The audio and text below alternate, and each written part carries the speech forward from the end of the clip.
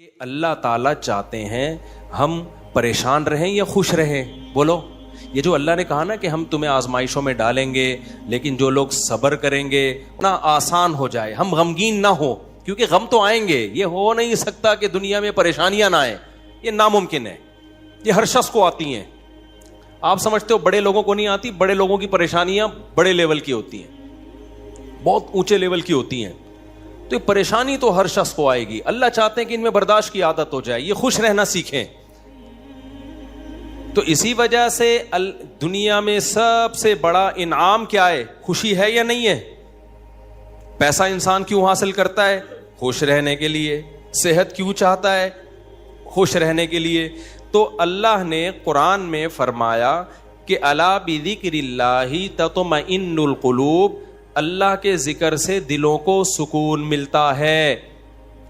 اب پتہ ہے لوگ وظیفے پڑھتے ہیں پیسہ حاصل کرنے کے لیے, وظیفوں میں اللہ کا ذکر کیا جاتا ہے, حالانکہ اللہ کہہ رہا ہے وظیفوں سے پیسہ نہیں, وظیفوں سے کیا ملے گا؟ سکون ملے گا. سکون کے لیے کوئی وظیفہ نہیں پڑھ رہا ہوتا. کمال کی بات ہے یا نہیں ہے؟ ابے بھائی صبح شام لوگ ہمارے پاس آتے ہیں, مفتی صاحب پیسے ہی نہیں ہیں, بے روزگاری ہے, بل اتنا آ گیا, دل چاہ رہا ہے وہ بل بکری کو کھلا دیں. ٹھیک ہے, تو آپ کوئی وظیفہ بتائیں, تنخواہ بڑھ جائے ہماری, پیسے بڑھ جائیں. تو میں بتا تو دیتا ہوں, حسبی اللہ و نعم الوکیل یا رزاق کی پڑھ لینی چاہیے. لیکن قرآن جو وظیفے بتا رہا ہے پیسے بڑھانے کے لیے نہیں بلکہ سکون کے لیے. کیا مطلب؟ غربت میں سکون مل جائے گا. آپ کو پیسے مل کے بھی سکون نہ ملے, اس سے بہتر وہ غریب نہیں ہے جو پیسے نہ مل کے اس کو سکون مل رہا ہو. وہ زیادہ اچھا نہیں ہے کیا؟ وہ تو زیادہ اچھا ہے بھائی. اس لیے اللہ فوکس دولت کو نہیں کر رہے, کس کو کر رہے ہیں فوکس؟ سکون کو فوکس کر رہے ہیں اللہ تعالیٰ. میں نے ایسے غریب دیکھے, ایسا دل ہنس رہا ہوتا ہے, مسکرا رہا ہوتا ہے مستیوں میں. اکثر میں ایک واقعہ بتاتا ہوں نا, ہمارے گھر میں مزدور آتے تھے, والد صاحب حیات تھے, انہوں نے اللہ ان کی مغفرت فرمائے, انہوں نے فرش بنوانا تھا. تو مزدور جو تھے نا صبح سے لگے ہوتے تھے اور گنگنا رہے ہوتے تھے. مزدوروں کے گانے بھی آپ کو پتہ ہے پرانے زمانے کے ہوتے ہیں, گنگنا رہے ہوتے تھے اور وہ لگے ہوئے ہوتے تھے نا. شام کے وقت جب وہ پلستر کر رہے تھے فرش میں, تو میں تھا, میری عمر ہوگی 20-22 سال. میں نے کہا یار اس فرش میں نا آپ جو ہمارے صحن کا فرش بنا رہے ہو یہ تھوڑا سا چکنا فرش ہو, یعنی بالکل جیسے ہوتا ہے نا پلین, ایسا فرش ہو, ایسا بنانا. تو کہنے لگے, اب مستی میں ہے نا, شاید لاہور کے ہوں گے. اب ان کو کھیلنے کا موقع مل گیا مجھ سے. انہوں نے کہا یہ فرش آپ چاہتے ہو ذرا چکنا پلین فرش ہو تو اس میں سرسوں کا تیل ڈلے گا یا ناریل کا. بولا تو میں نے کہا یار میں لے آتا ہوں ناریل کا تیل. خیال ہے تھوڑا سا کیا ہو جائے گا, پھسلن پیدا ہو جائے اس میں. کہہ رہے نہیں اس میں ناریل کا تیل ڈلے گا. اب میں جا رہا ہوں لینے کے لیے, وہ تو شکر ہے مجھے کسی نے روک دیا, کیا کر رہا ہے بھائی. تو وہ کھیل رہے تھے نا, شام کا وقت تھا. پھر دوبارہ اسی طرح کا کوئی مذاق, تو مجھے پھر میں نے کہا یار تم لوگ بڑے مستی میں ہو. کہتے ہیں یار یہ ہمارا فل مستی کا ٹائم ہوتا ہے. وجہ اس کی ہے, ان کے الفاظ دیکھو. کہہ رہے ہم صبح سے تھکے ہوئے ہیں, مغرب کی اذان ہونے والی ہے, فرش کمپلیٹ کریں گے, گھر جائیں گے, تھکے ہوئے ہیں نا ٹھیک ٹھاک, دہاڑی ملے گی, گھر جائیں گے, نہائیں گے, دھوئیں گے, منجی پہ بیٹھیں گے, بیوی بچے ہمارا انتظار کر رہے ہیں, شدید بھوک میں کھائیں گے کھانا, اس کے بعد لمبے ہو کے سو جائیں گے.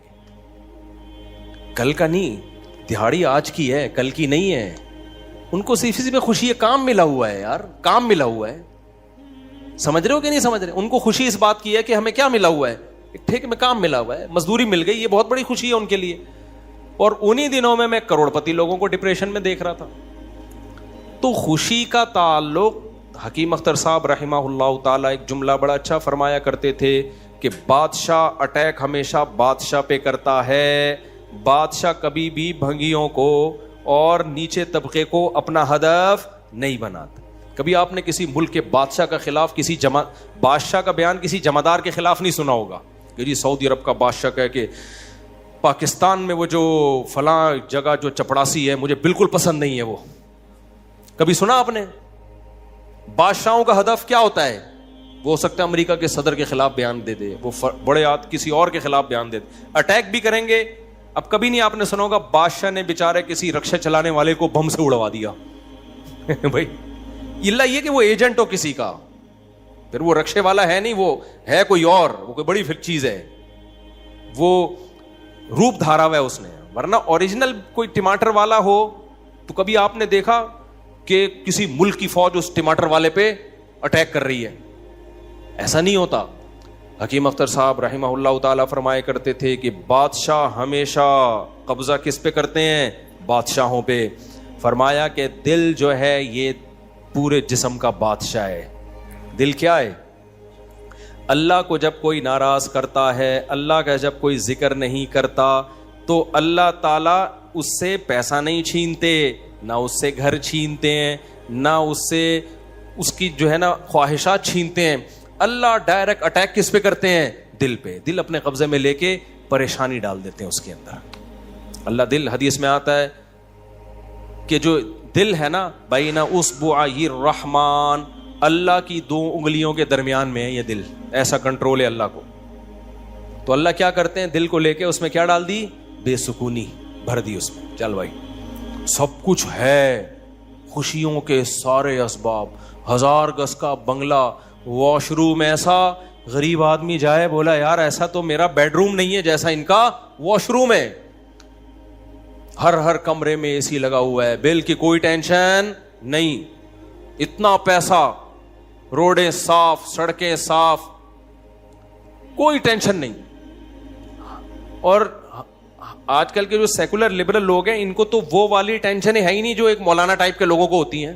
سمجھ گئے ہوگے آپ بھائی؟ وہ جو ٹینشن جو جس کو ساری دنیا ٹینشن سمجھتی ہے, یعنی شادی کو, بیوی کو, تو وہ والی ٹینشن سے تو یہ کیا ہوتے ہیں؟ بالکل آزاد ہے ہی نہیں. گرل فرینڈ والا سیٹ اپ چل رہا ہے ان لوگوں کو. اتنا کچھ, کوئی ٹینشن بظاہر نہیں ہے. اللہ کہتے ہیں کوئی بات نہیں, تو نے مجھے ناراض کیا نا, تو ان تمام تر وسائل کے باوجود تجھے ناکام کروں گا میں. کیونکہ اگر وسائل چھین لیتا نا اللہ تعالیٰ, پھر تو بھائی ہر ایک کو ٹینشن ہو جاتی ہے. اللہ کہتا ہے ان ساری خوشیوں میں ان خوشیوں پہ اٹیک نہیں کروں گا. میں بادشاہ ہوں. بادشاہ حملہ کس پہ کرتے ہیں؟ بادشاہوں پہ. تیرے دل کو اپنے قبضے میں لے کے اس میں سے سکون نکال کے اس کی جگہ کیا ڈال دوں گا؟ بے سکونی.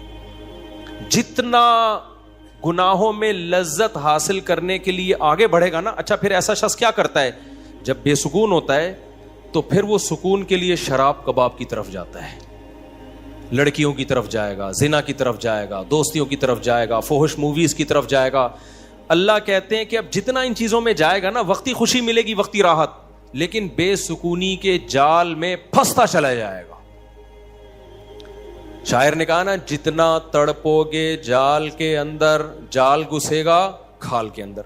پرندہ جال میں جب پھنس جائے تو ایک طریقہ تو ہو سکتا ہے آزاد ہونے کا کہ ہلے نہیں, اور جب مالک آئے جال کو ہٹائے تو اس وقت آنکھ بچا کے نکل جائے, شاید 1% چانس ہو. لیکن اگر وہ ہلنا شروع کر دے تو جال لپٹتا چلا جائے گا کہ نہیں چلا جائے گا؟ دیکھو مچھلی جب کانٹے پہ منہ مارتی ہے, اس کے پاس اس وقت آپشن ہوتا ہے کہ ہل نہیں, بڑے آرام سے کسی طریقے سے واپس, شاید 1% چانس ہو. اوپر بیٹھا ہوا آدمی سمجھ جاتا ہے کہ شکار اس میں پھنس گیا ہے. ہلنے سے پتہ چلتا ہے, زور لگانے سے, پھر وہ کھینچتا ہے. تو جتنا پیچھے زور لگائے گی کانٹا اتنا زیادہ اندر گھسے گا. تو نافرمان کیا کرتا ہے؟ وہ سکون کے لیے فحش فلموں کا سہارا لیتا ہے, وہ لڑکیوں کا سہارا لیتا ہے, وہ نشے کا سہارا لیتا ہے, شراب کباب کا سہارا لیتا ہے. اللہ کہتے ہیں میں نے تجھے کہا تھا کہ تو شریعت پہ نہیں چلے گا, مجھے یاد نہیں کرے گا, بے سکونی میں جائے گا. تو کمبخت اس بے سکونی کے علاج میں اور زیادہ بے سکونی کے اسباب اختیار کر رہا ہے. اللہ دوبارہ اس کا دل ہاتھ میں لے کے جتنا پہلے بے سکونی ڈالی تھی نا, وہ بے سکونی اور زیادہ ڈال دیتے ہیں اس میں. سمجھتے ہو کہ نہیں سمجھتے ہو؟ تو میں یہ عرض کر رہا تھا, اللہ میاں نے کیا فرمایا, الا بذکر اللہ تطمئن القلوب. اللہ کو یاد کرو گے تو دلوں کو سکون ملے گا. اس سے پتہ چلتا ہے کہ اللہ چاہتے ہیں کہ ہمارے دلوں میں سکون آئے, تبھی اللہ نے اپنی اطاعت پہ کیا رکھ دیا؟ سکون. اب ذکر جس پہ سکون ملتا ہے نا, اس ذکر کی 2 قسمیں ہیں. کتنی قسمیں بھائی؟ 2. کچھ کام نہ کرنا یہ بھی ذکر ہے, ذکر کہتے ہیں یاد رکھنے کو, اور کچھ کام کرنا یہ بھی کیا ہے؟ ذکر. ذکر یاد عربی میں ذکر کا مطلب کیا ہے؟ یاد. کہتے ہیں تذکرہ کیا ہے اس نے. یہ تذکرہ ذکر سے ہی نکلا ہے. کہتے ہیں نا فلاں آدمی آپ کا تذکرہ کر رہا تھا, آپ کا ذکر خیر کر رہا تھا. اس کا مطلب غیبت کر رہا تھا. آج کل مطلب یہی ہوتا ہے اس کا. کوئی کہنا آپ کو یاد کر رہا تھا, اس کا مطلب برائیاں ہی کر رہا ہوگا. اچھائی آج کل مارکیٹ میں اچھائی بیان کرنے والے شارٹ ہیں مارکیٹ میں. تو ذکر کا مطلب کیا ہے بھائی؟ یاد رکھنا. تو اللہ کہتے ہیں جو اللہ کو یاد رکھتے ہیں ان کے دلوں میں کیا پیدا ہوتا ہے؟ سکون. اور اللہ نے کہا الا, خبردار. یہ اللہ کا لفظ تنبیہ کر رہا ہے کہ اس بارے میں دوسری رپورٹیں بھی ہیں. کچھ لوگ کہتے ہیں اس کام سے سکون ملتا ہے, کچھ کہتے ہیں اس سے سکون. اللہ کہتے ہیں الا, خبردار, کسی کی باتوں میں آنے کی کوشش مت کرنا. یہ اللہ کا لفظ جو ہے نا, یہ اس لیے لگا دیا خبردار. یہ ساری فیک نیوز ہیں, یہ سب پروپیگنڈا ہے. دل میرے ہاتھ میں ہے تو سکون بھی کس کے ہاتھ میں ہوگا؟ میں جو چاہوں اس میں ڈال دوں. سکون ایک ایسی چیز ہے اپنے اختیار سے کبھی آتی نہیں ہے. آپ خوش رہنے کی کوشش کرو تو تھوڑا سا کچھ اسباب اختیار کر لو گے, اس سے زیادہ نہیں ہوگا. جن لوگوں نے خوش رہنے پر کتابیں لکھی ہے نا, ان میں بہت سے خودکشی کر کے مرے ہیں. سمجھ رہے ہو؟ کتابیں لکھ گئے کہ خوش ایسے رہتے ہیں. کتاب لکھ کے جب وہ چلی نہیں مارکیٹ میں تو اسی سے ڈپریشن میں چلے گئے. وہ یار یہ چل کیوں نہیں مارکیٹ میں, کیا خیال ہے بھائی, یہ بک کیوں نہیں رہی, اتنی محنت سے ہم نے لکھی ہے. اسی سے کیا ہو گئی, ان کو ڈپریشن ہو گئی. خوشی پہ ورک شاپ کرنی تھی, پبلک ہی نہیں آئی, اسی سے ٹینشن میں چلے گئے. یار پبلک تو ہے ہی نہیں, سارے پیسے ضائع ہو گئے. تو وغیرہ وغیرہ بہت سارے مسائل ہیں لوگوں کے ساتھ بھائی, سب کے ساتھ ہی ہوتے ہیں. تو اللہ میاں نے کہا کہ یہ دل کسی موٹیویشنل اسپیکر کے ہاتھ میں نہیں ہے. آج کل گورے بہت ورک شاپس کروا رہے ہیں نا, خوش رہنا خوش رہنا. تو اللہ کہتے ہیں کہ دل اور دماغ یہ دو چیزیں کس کے کنٹرول میں ہیں؟ میرے. تبھی میں نے نیند پر اتوار کو بیان کیا, وہ لازمی سن لیے گا کہ نیند بھی کس کے کنٹرول میں ہے؟ اللہ کے. نیند کی گولی نیند کے اسباب پیدا کر دیتی ہے. ماہرین کہتے ہیں کہ سوتا آدمی اپنی طاقت سے ہی ہے, سلا کوئی نہیں سکتا آپ کو, کیونکہ دماغ آرڈر کرے گا نا سونے کے لیے دماغ کو, تو دماغ تھوڑی آرڈر کرے گا, دماغ کے اوپر کی کوئی چیز آرڈر کرے گی دماغ کو کہ آپ سو جاؤ. دماغ باقی چیزوں کو آرڈر کر سکتا ہے کہ رک جا, بولنا بند کر دے, سننا بند کر دے, آنکھیں بند کر لے. یہ سب چیزیں دماغ کے کنٹرول میں ہیں. دماغ کے کنٹرول میں نہیں ہے. ابے کیا ہو گیا, کیسے سمجھاؤں؟ دیکھو دماغ کے کنٹرول میں نہیں ہوتا کبھی بھی. مینیجر صاحب مینیجر کے کنٹرول میں نہیں ہوں گے. مینیجر کو کنٹرول کرنے کے لیے کوئی اوپر کی چیز ہوگی. حکمران کو اوپر کی طاقتیں کنٹرول کرتی ہیں. اللہ سمجھتا ہے یا نہیں سمجھتا؟ تو پھر وہی سیاسی باتیں نہ شروع ہو جائیں, اس لیے میں واپس چڑھ رہا ہوں. عوام بھی کنٹرول کرتی ہے بعض دفعہ, جب بنگلہ دیش میں جیسے کیا ہے نا. خیر, تو اچھی خبر ہے الحمدللہ, بنگلہ دیش سے بہت اچھی نیوز آ رہی ہے.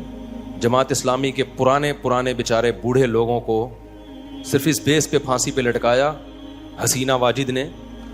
اس نے لٹکایا کہ پاکستان کی حمایت, سیاسی اختلاف تھا بھائی یہ. اس کے بعد تو وہ بغاوت نہیں کر رہے تھے نا, بہت ظلم مچا کے رکھا ہوا تھا. اچھا, اس پہ بنگلہ دیش میں جو انقلاب آیا اس پہ لوگ میرے بیانات پہ تبصرہ کر رہے ہیں. مفتی صاحب تو کہتے ہیں حکومت کے خلاف بغاوت جائز نہیں ہے. بھائی ہم مسلح بغاوت کے قائل نہیں ہیں. مسلح تلوار لے کے, عوام نے وہاں مسلح بغاوت نہیں کی ہے. مسلح بغاوت نہیں کی ہے عوام نے. پوری عوام جمع ہو گئی تھی. آپ کے ہاں تو عوام ہے, ابھی کیا میں بولوں, کراچی کی تو ماشاءاللہ عوام کو اللہ ہدایت دے. تو براہ راست ان کے اوپر ہو رہا ہے, جو قتل ہو رہا ہے نا کراچی کی گلیوں میں. گٹر وٹر پہ تو بیان ہم نے چھوڑ دیے, ابھی تو قتل و غارت پر بات کرو. جس طرح سے کراچی میں ڈاکوؤں کا راج ہے, بات پہ 5-5 ہزار کی خاطر بندہ قتل ہو رہا ہے. کراچی کی عوام اس پہ احتجاج نہیں کر رہی. یہ حسینہ واجد جیسی انقلاب کہاں سے لائے گی بھائی؟